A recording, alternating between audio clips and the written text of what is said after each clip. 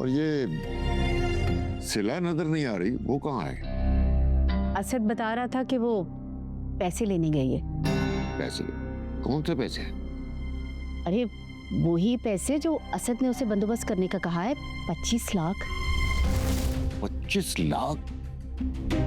वो अकेले लेने चली गई?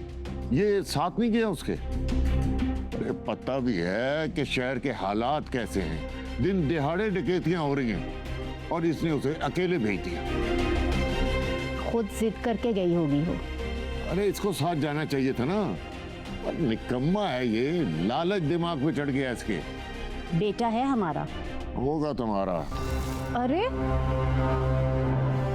बुलाया आ रहे। तुम्हारा मुंह क्यों बना हुआ है? अब भाई असद अभी आएगा ना, तो इसको आपने सही तरह समझाना है। हर बात पर बदतमीजी करता है मुझसे, ये तमीज ही नहीं है इसे। क्या बदतमीजी की है उसने? असद! असद! क्या हो गया आपको? आहिस्ता बोले, जवान औलाद है हमारी। बुलाया आपने? हाँ बुलाया है, इसीलिए आवाज दे रहा था। बैठो, बात करनी है तुमसे। जी।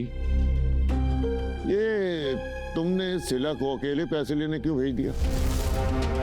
वो अस्मा के साथ गई है, मुझसे ज्यादा उसको उस पे एतबार है। तुम्हें साथ जाना चाहिए था, तुम्हारी जिम्मेदारी है वो। अच्छा अब ठीक है, खामखा बात को बढ़ाएं नहीं आप।